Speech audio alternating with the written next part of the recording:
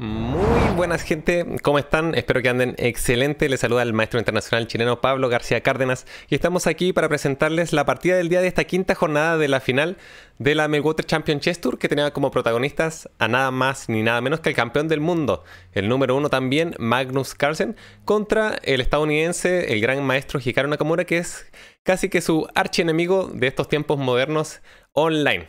Ya sabemos que en el ciclo anterior del Tour del Magnus Carlsen habían tenido muchas rivalidades, sobre todo en las finales y las etapas decisivas. Por lo tanto, este duelo no era exento al hype moderno que conlleva estos enfrentamientos entre súper grandes maestros. La partida comenzó con E4, E5, caballo F3, caballo C6. Y luego de alfil B5 tenemos la apertura española, que es contestada con caballo F6 por parte de Hikaru Nakamura, proponiendo la defensa berlinesa, que no es aceptada por Magnus Carlsen. Juega D3, que es una de las variantes secundarias entre comillas, pero es más que nada una anti-berlinesa. Lleva a una partida un tanto igualada, en que no se cambian las damas y ambos jugadores tienen buenas perspectivas en adelante. Después de enroque, alfil D6, Magnus juega alfil G5, ya que en la primera partida había jugado caballo BD2, que resultó ser un tanto frágil respecto a la preparación que tenía Nakamura. Y luego de enroque por parte de las negras, alfil B2, caballo D7, Magnus contesta con D4, F6, peón por, dama E2, dama E7, todo muy normal, pero las negras tenían cierta iniciativa a lo largo de la columna F, y luego de doblarse en F7 y F8, de hecho la posición negra es un tanto favorable, sobre todo para este ritmo de juego que es bastante rápido. Luego alfil D6, por lo tanto, para la segunda partida con blancas que tuvo Magnus, recordemos que el encuentro iba 1,5 a medio a su favor, donde la primera partida había ganado un final excepcional, y en la segunda partida estuvo presionando en un final de damas que casi logra convertir. Magnus juega alfil G5, que es contestado por H6 y alfil H4. De hecho, esta posición la había tenido Hikaru en una partida contra Alireza Firouzja, contra Bigotillo, que luego de alfil G4 había jugado caballo C4, y luego de enroque largo juega H3, alfil H5 y dama E2 prosiguió la partida, donde Nakamura se lanzó con G5 y G4 y finalmente terminó ganando.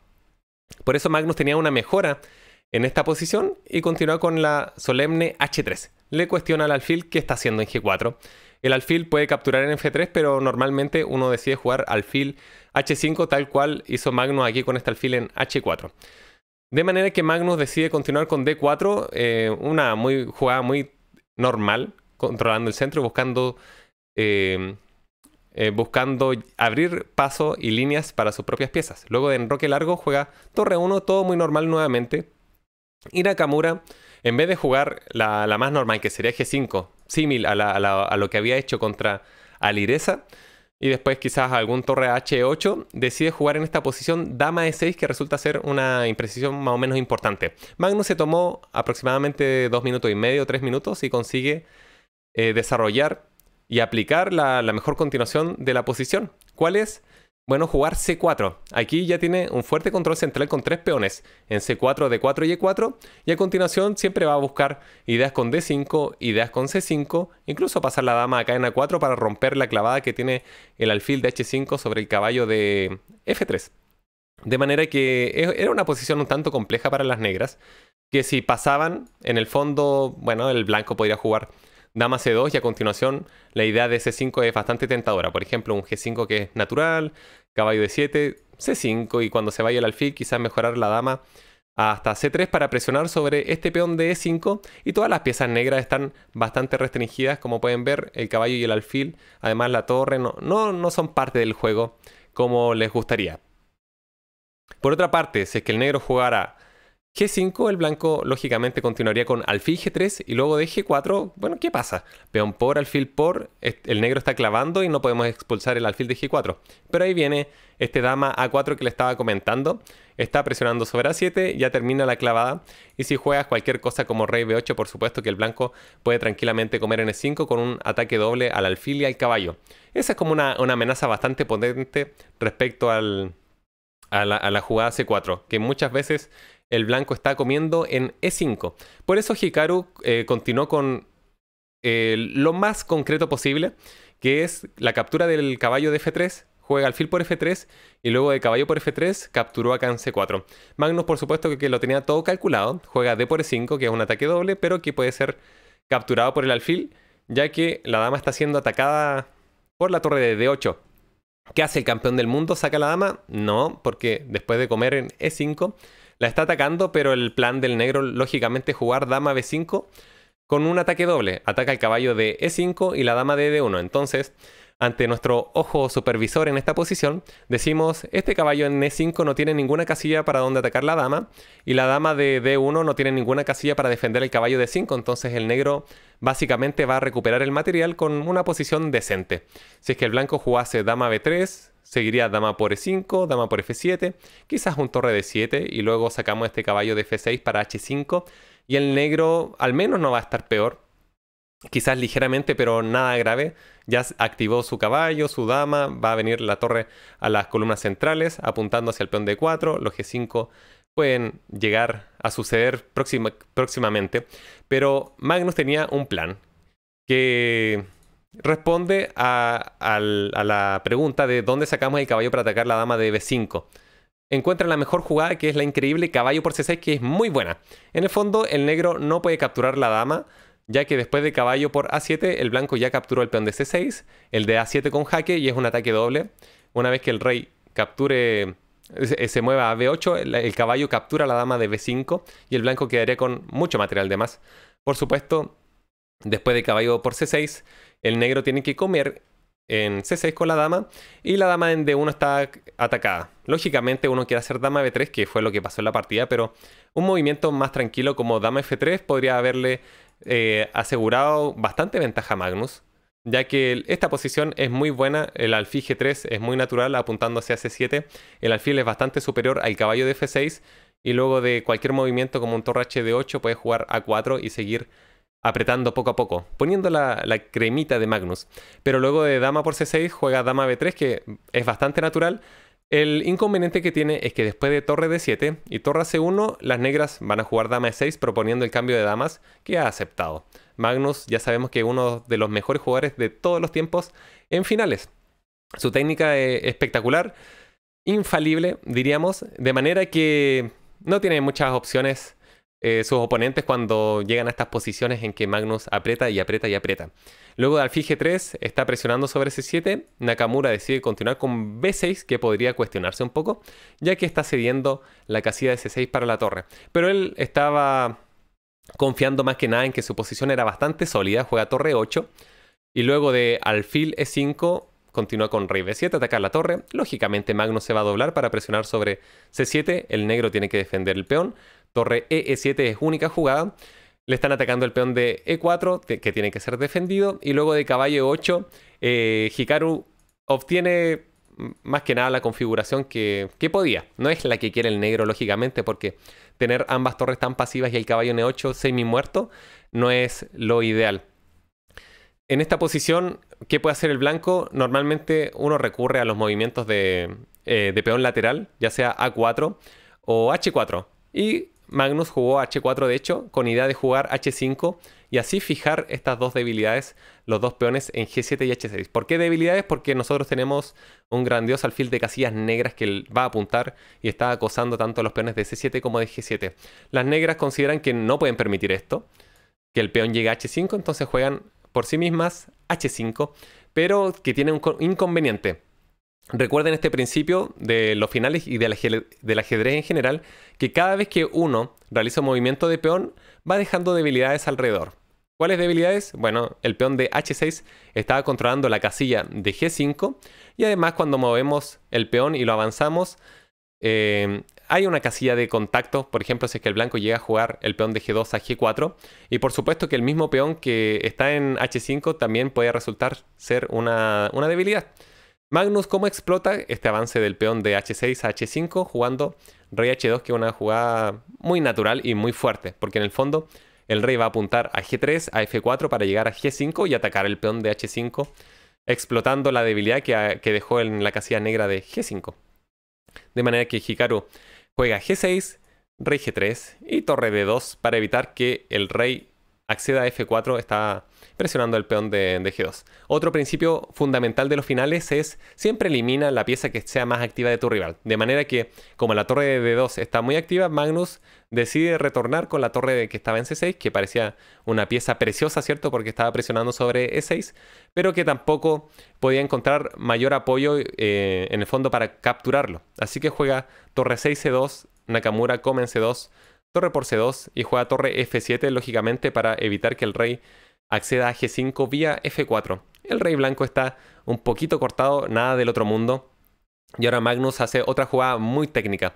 Si es que se fijan, los peones en A7, B6 y C7 no están débiles. De momento, el peón de C7 sí que lo estamos mirando claramente con el alfil y la torre. Pero no queremos que avance a C5 y que después el peón de A7 pueda avanzar a A5 y que le dé algún espacio para el rey en C6 y así mejorar. De manera que la jugada B4 es bastante buena, evita todas esta idea de contrajuego y de arreglarse un poco en la estructura del negro, que es contestada con A6 y por supuesto que Magnus juega A4 también. La idea va a ser jugar el peón de B4 a B5 y fijar la debilidad de C7. Sobre todas las cosas, ese es el plan, juega B5, peón por y rey C8 por parte de Nakamura. En este momento tampoco es tan fácil prever cómo el blanco puede hacer para ganar el final. En el fondo ya tienes todas las ventajas posibles. Hay una debilidad neta acá en C7, tenemos un super alfil de en E5 contra un caballo que está semi muerto en E8. La torre negra está totalmente pasiva, en contraparte nuestra torre es muy activa y el rey, sobre todas las cosas, de G3 en cualquier momento va a venir a F4 para ir a G5 y además tiene otra ruta que es muy viable. Por ejemplo, Magnus jugó torre A2, pero después de una jugada natural como torre C6 obliga a que el rey negro se mueva a D7. De manera que nunca vas a poder jugar caballo de 6, ya que el blanco captura el peón por y el peón de B6 también está cayendo. Acá es momento de reagrupar un poco este rey de G3 y jugar rey F2 quizás, que luego de torre F7 va a ir a F3 y el negro no tiene mucho más que pasar. Ahora, ¿qué hacer? Las blancas podrían jugar un alfil F4 y luego de torre F7 quizás E5 sea muy buena. Que este es uno de los planes que encierra esta posición. En el fondo, después de torre F8, ya habíamos hablado un poco del punto de contacto que crea el avance de este peón en H5, que es el avance del peón de G2 a G4. Estamos ofreciendo el cambio y debilitar el peón de H. Las negras jugarían un torre H8, alfil G5 y en el fondo el blanco ya está jugando con una pieza entera de más, puesto que el caballo de E8 solamente se puede mover a G7, pero desde G7 solamente se va a poder mover a E8. Es una pieza que es prisionera y en el intertanto el blanco, por ejemplo, va a poder jugar un torre C1, mejorar el rey, la torre va a poder venir a D1 para ir a D8 si es que sigues pasando, supongamos. Vamos a dar un jaque y finalmente las blancas se imponen. Otra forma de intentar ganar este final sería en esta posición, por ejemplo, ir pasando lentamente, ya que es una posición claramente de dominio después de torre D1 jaque, jugar alfil E5, bueno, torre F7, supongamos que pasamos un poco. Y bueno, lógicamente no puedes jugar torre F8 por rey D4 y rey E5, de manera que vas a tener que pasar con el caballo. Y luego que pases con el caballo podemos reagrupar este alfil de G3 hacia E1 para ir a B4. Y posteriormente en algún momento vamos a llevar el rey vía D4 a E5. Porque sacamos la torre de D1 para no colgárnosla. Y a continuación vamos a jugar rey D4 para rey E5. Y así el blanco va a ir progresando. Es como uno de los mecanismos que uno tiene que manejar en este tipo de situaciones, en un final claramente dominante donde tienes un alfil bueno contra un caballo malo y sobre todo donde tienes más rey. Todas las piezas blancas están activas, de manera que estos dos métodos ganadores hubiesen sido bastante buenos para Magnus. ¿Quién decide jugar torre A2? Que es una jugada natural. Está buscando ir a la columna abierta, pero que después de rey D7 y torre A8 no se ve tan claramente como puedes hacer para progresar a partir de aquí. Por ese motivo, regresa acá a A1, torre F8, empieza a divagar un poco y se encuentra con el plan correcto, que es jugar rey F2, pero que está mal implementado. Esta es una imprecisión, puesto que después de la jugada que hizo Nakamura caballo de 6, alfil por rey por, ya va a tener algunas chances de empatar, como vamos a ver. ¿Qué tendría que haber hecho?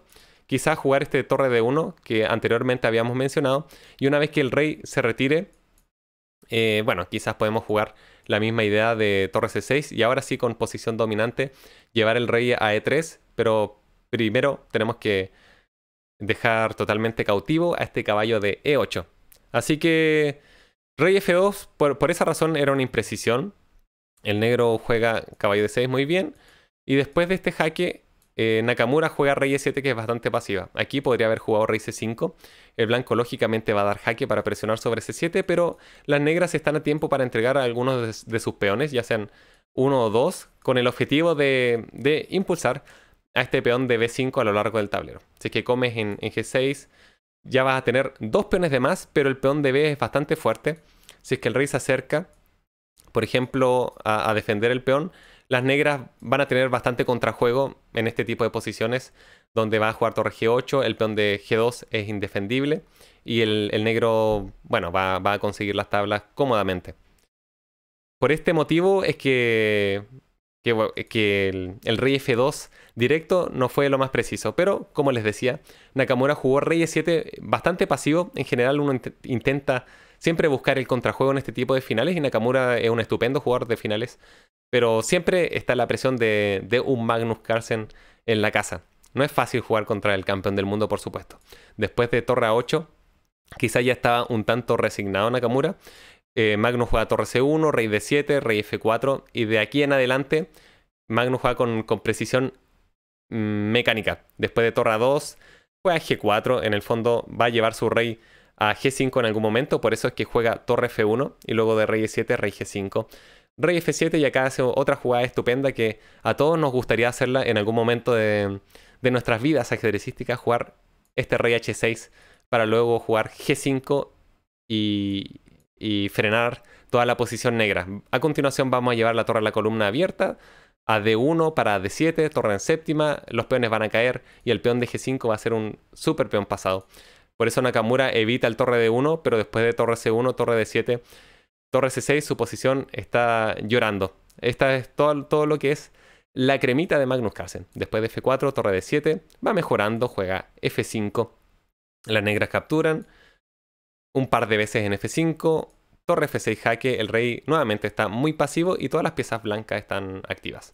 El peón de H5 también va a caer y luego de jaque no le queda mucho más que buscar el cambio de peones allí en C6, pero juega G6, torre C8, rey G5 y ya está para abandonar. Juega de hecho H5 y luego de realizar B5, Nakamura no espera la respuesta y abandona. Puesto que el peón de H6 es muy fuerte, nunca vas a alcanzar a jugar B4 por H7, si rey G7, torre F7 y si rey H8, rey H6, dándole mate. En el fondo, en esta partida, Magnus despliega toda su técnica a partir de la idea, de la mejora que había tenido respecto a la partida que habían jugado anteriormente Alireza contra Hikaru. Después de este C4 ya tiene fuerte control central, tácticamente estaba muy atento y alerta, luego demuestra ese caballo por C6 súper poderoso, transpone a un final que está mejor y fue progresando, progresando y progresando y progresando y continuó progresando hasta ganar el final. Hikaru no tuvo mayores posibilidades salvo en algún momento específico, luego de ese rey F2 y al torre D1 ir con rey C5 para capturar el peón de B5 buscando el contrajuego inmediato. Sigan atentos a las próximas jornadas de esta final del Meltwater Champion Chess Tour. Recuerden también suscribirse con el código que tienen aquí arriba en el banner. Y nos vemos en un próximo. Estén atentos.